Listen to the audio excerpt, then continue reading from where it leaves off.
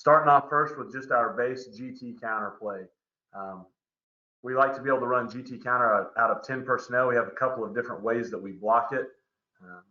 And we'll talk about those kind of as this one plays here. The first way, we're going to block everybody down on the play side. So against an odd front, we'll block all the way back to the 4-eye or 5 technique with our center. Block down on the nose with the guard, block down on the first thread inside gap with the tackle, pull and kick, pull and swab. I'm sure similar to the way that everybody else runs, just their base GT counter.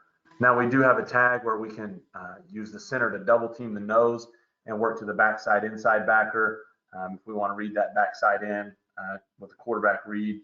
So that's another way we can get to. Typically, we're going to lock that backside in with our center, however. Okay, so I'll let it play one more time. This is our base GT counter play.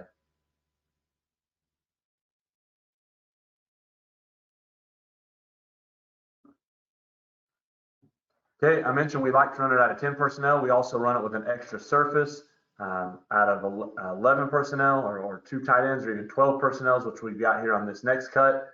So we've got a 12 personnel. So we're just adding a gap to the front side, make sure we're securing the front side. We'll end up kicking the overhang or the outside linebacker and then swabbing up for next thing that shows. On this particular clip, we get all the way up to the safety with our second puller, which is awesome. Anytime you can be pulling for a safety, that's a good thing. We consider that a good play for us if we can get numbers to pull up to the safety. So here you can see the right side is all blocking down. We end up capturing that front side inside linebacker. So our second puller is going to be able to pull all the way around for that safety sitting in the hole there.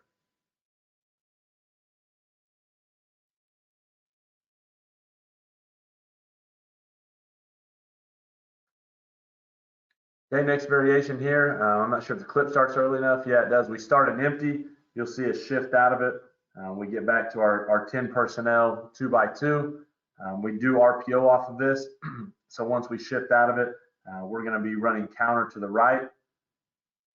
The outside linebacker steps in towards the box. So we're going to go ahead and throw the bubble out wide to our slot receiver there that's outside of the hashes. Again, our base alignment for our receivers is usually on the hash. This particular game is a state championship game, so we're playing on a college field. So he's just a little bit wider than the hash because their hashes are narrower than ours. We'll go back to the tight clip here. Again, this is our base version of blocking GT. So we're blocking all the way back to that 5 technique. Something we got to work a lot with our centers to be able to get back there. We tell them it doesn't have to be a devastating block, but we've got to be able to cut that guy off, keep him from running the play down from the backside. Not our cleanest block there on the edge. I think we may have gotten a penalty for it, but you can see there, look at how we RPO off of it, just a base bubble RPO.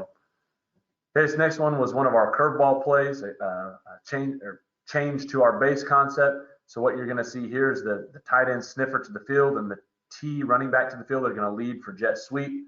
We pitch the jet sweep and we're running GT counter back to the boundary. I will say that it takes a special slot receiver to be able to run this. We don't run this with everybody on our team. It's kind of a specialty play for whoever we feel on each year's team can do this. So you can see here we pitch the jet sweep. He sticks his foot in the ground and then runs the counter back to the boundary. That particular play, had they not had a corner blitz on, I think we would have been a lot better off. They ended up having a good call there, which wastes one of our blockers. We have to pick up the corner, so we aren't able to swab all the way back for that inside backer.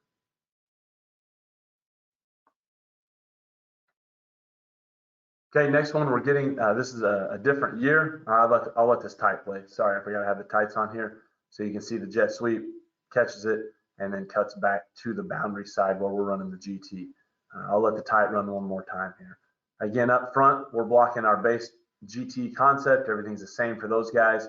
We're just presenting it a little bit differently, getting the ball to a different ball carrier. Okay, this next one is going to be the same type of concept, but we're using our running back for it.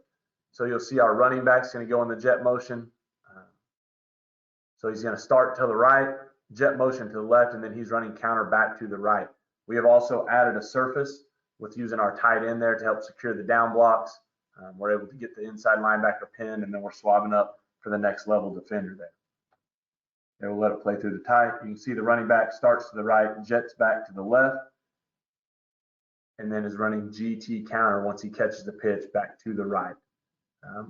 Coaching point there for the quarterback, we're probably a little bit late on that snap.